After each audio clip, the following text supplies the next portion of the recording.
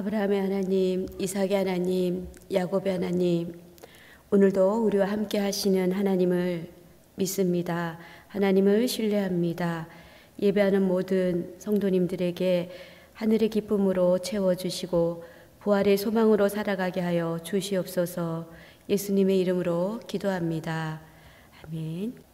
우리가 함께 보실 말씀은 누가복음 20장 28절부터 40절까지 좀 긴 듯 합니다. 그래서 제가 28절부터 33절까지는 제가 혼자 읽겠습니다.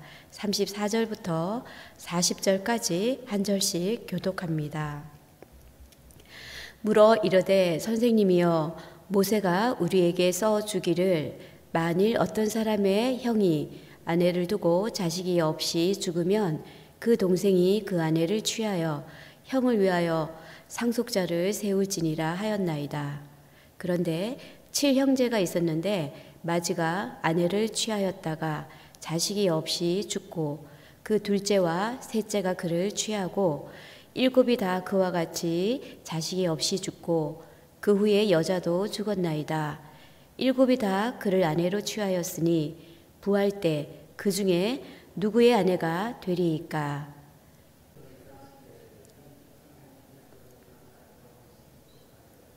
저 세상과 및 죽은 자 가운데서 부활함을 얻기에 합당히 여김을 받은 자들은 장가가고 시집가는 일이 없으며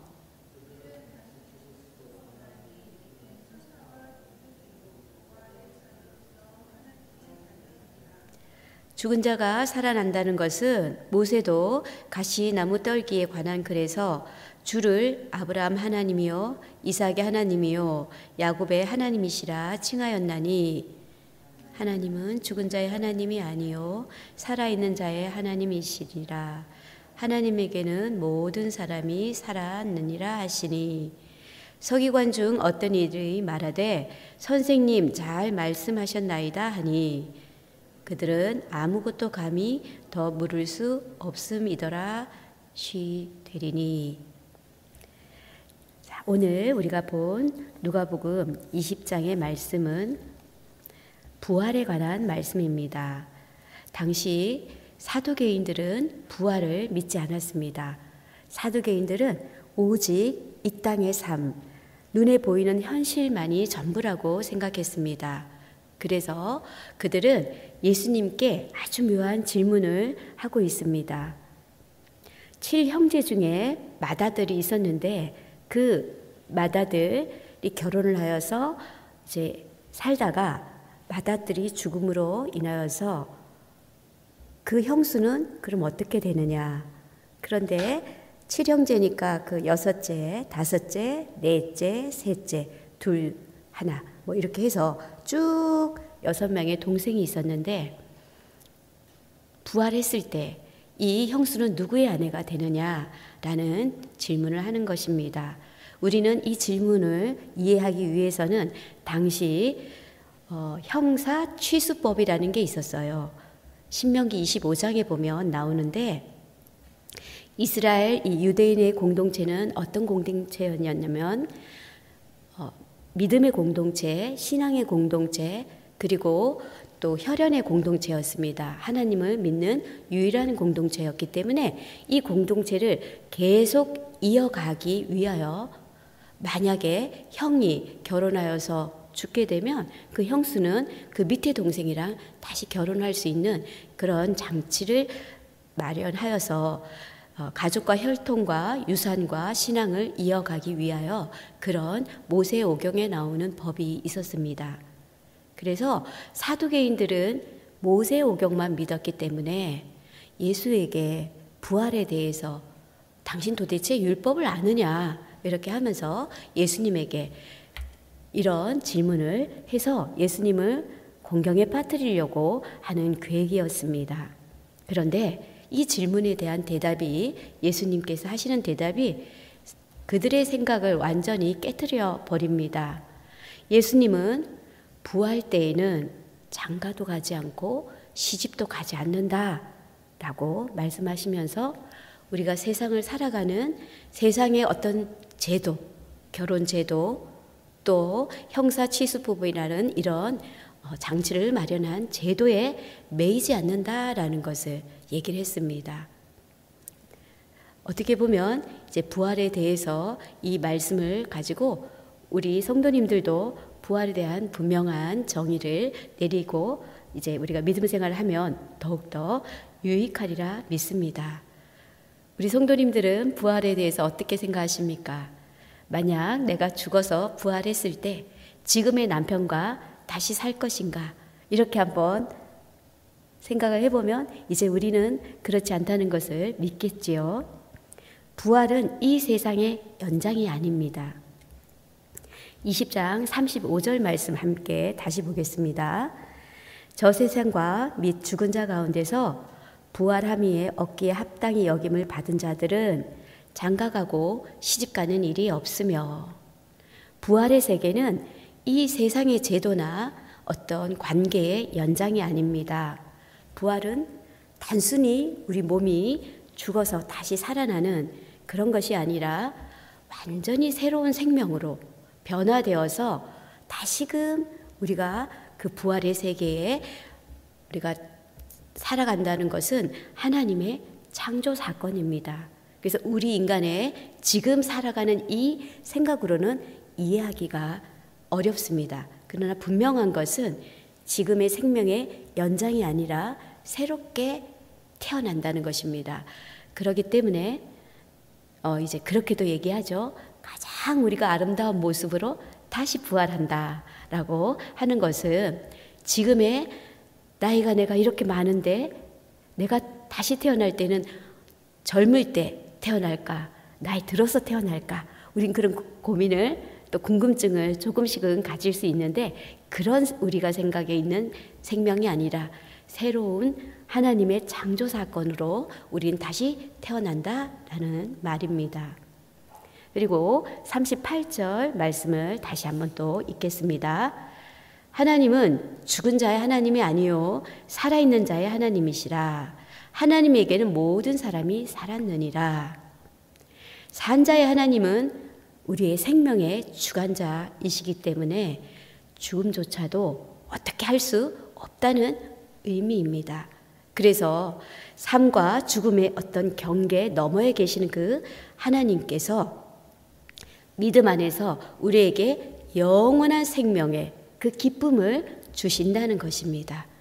그렇기 때문에 우리는 부활하게 된다는 것은 하나님 안에서 여전히 살아있는 존재가 된다는 것이지요. 하나님 안의 생명은 영원히 이어지는 것입니다. 지금 우리 성도님과 또 저가 하나님과 이 관계 속에서 하나님은 나의 창조주시고 구원자시고 나의 모든 것이 되시는 우리 하나님과 나의 관계가 이제 성립이 된다면 죽어서 우리 다시 태어날 때도 그 연장선상에 있기 때문에 죽음이 끝이 아니라는 것입니다. 다시 주님과의 그 관계 속에서는 계속적으로 영원한 생명까지 간다는 그런 말씀입니다. 또 37절 말씀을 함께 보겠습니다.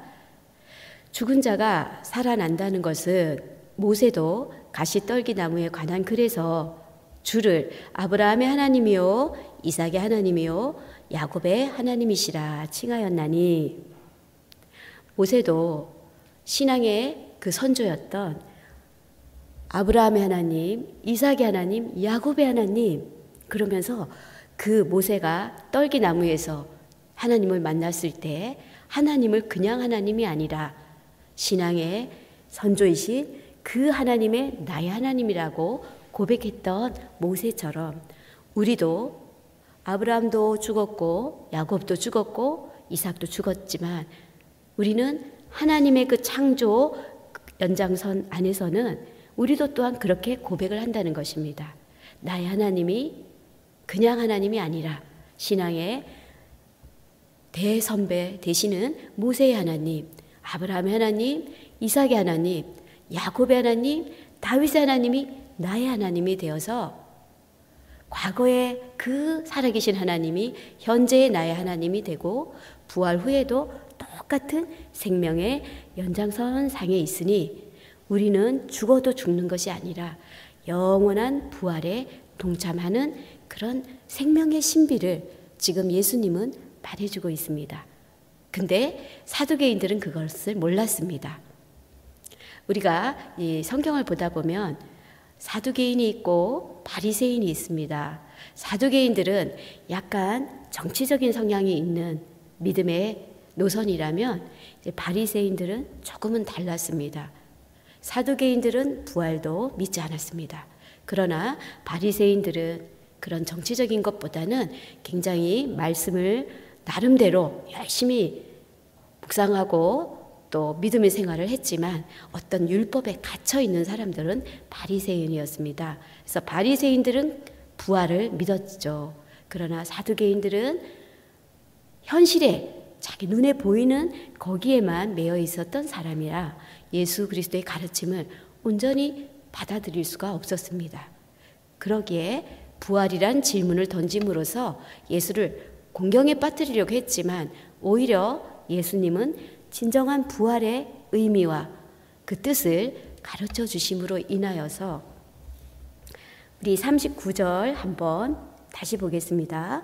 서기관 중 어떤 일이 말하되 선생님 잘 말씀하셨나이다 하니, 그러니까 이 서기관들은 예수 그리스도께서 얘기하는 걸 가만히 듣고 있다가 우리 예수 선생님이 참 말씀을 잘하시는구나 하면서 말씀을 참 잘하셨습니다 라고 얘기를 합니다. 그러나 40절 보면 그들은 아무것도 감히 더 물을 수 없음이더이다 라고 한 사람은 바로 사두개인들입니다.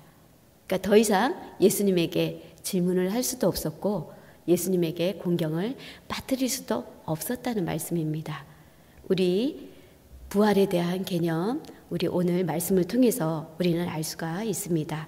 사랑하는 성도님 여러분들, 부활은 단지 죽은 뒤에 천국을 간다, 이런 단순한 논리가 아닙니다. 오늘 이 순간에도 하나님 안에서 우리는 살아가는 생명력을 말하고 있습니다. 우리가 절망 가운데서도 희망을 잃지 않는 이유는, 또 슬픔 속에서도 감사할 수 있는 이유는 그 부활의 생명이 우리 안에 역사하기 때문입니다. 예수님께서 말씀하신 부활의 생명의 세계는 미래에만 존재하는 약속이 아니라 지금 이 자리에 하나님이 나와 함께하는 이 현실, 그리고 아브라함의 하나님, 이삭의 하나님, 야곱의 하나님이 나의 하나님이 되고 부활한 그때에도 우리는 똑같이 믿음의 선상에서 똑같은 생명의 연장선 상에 있을 뿐 아니라 그 모든 믿음으로 우리가 고백하는 자들에게는 이 현실의 하나님이 끝까지 영원한 세계의 하나님과 함께 한다는 약속입니다. 그러니 우리는 이 어렵고 힘든 상황 속에서도 창조주 되신 그 하나님의 그 말씀을 의지하고 이기며 끝까지 부활하실 그날까지 주님과의 관계가 영원히 함께 가기 때문에 오늘도 우리가 힘든 여정이 있다 할지라도 우리는 또 감당할 수 있는 힘을 주님께서 주시고 날마다 새로운 생명 탄생을 우리 주님께서 허락하신 것처럼 오늘도 날마다 말씀 안에서 기쁨으로 살아가는 복된 하루가 되시기를 간절히 바랍니다. 기도하겠습니다. 하나님, 우리의 삶이 때론 고단하고 힘든다 할지라도 우리 삶 끝에 부활이 있음을 믿습니다. 부활은 단순히 죽어서 부활이 아닌 이 땅에서 주님과 함께하는 삶인 것을 또한 믿습니다. 오늘도 말씀 안에서 부활의 기쁨을 누리며 살아가는 하루가 되게 하여 주시옵소서. 예수님의 이름으로 기도합니다. 아멘. 315장 내 주 되신 주를 참 사랑하고 함께 찬양합니다.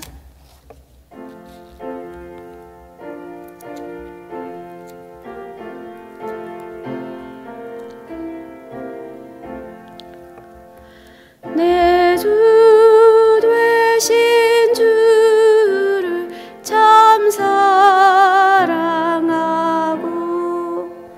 곧 그에게 죄를 다고 합니다. 그 은혜를 주신 내 예수시니 이전보다 더욱 사랑합니다. 주 날 사랑하사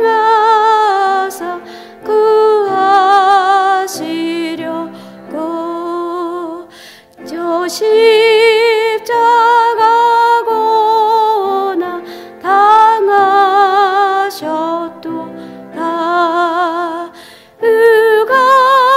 의가시관 쓰시 내 주 배우니 이전보다 더욱 사랑합니다. 내 평생에 힘쓴 그 근의 무는 주 예수의 덕을 늘 기림이라. 숨질 때까지 내 할 말씀은 이전보다 더욱 사랑합니다. 그 영광의 나라 나 들어가서 그 풍성한 은혜 늘 감사하리. 금혈유관 쓰고 나 찬송하마.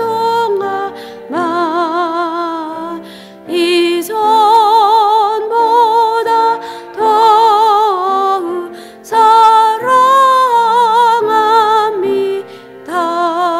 사랑합니다. 주님께서 가르쳐 주신 기도로 마칩니다. 하늘에 계신 우리 아버지, 아버지의 이름을 거룩하게 하시며 아버지의 나라가 오게 하시며 아버지의 뜻이 하늘에서와 같이 땅에서도 이루어지게 하소서. 오늘 우리에게 일용할 양식을 주시고 우리가 우리에게 잘못한 사람을 용서하여 준 것 같이 우리 죄를 용서하여 주시고 우리를 시험에 빠지지 않게 하시고 악에서 구하소서. 나라와 권능과 영광이 영원히 아버지의 것입니다. 아멘. 다 같이 또 주님 크게 부르짖고 기도하시며 응답받는 귀한 시간 되기 바랍니다. 주여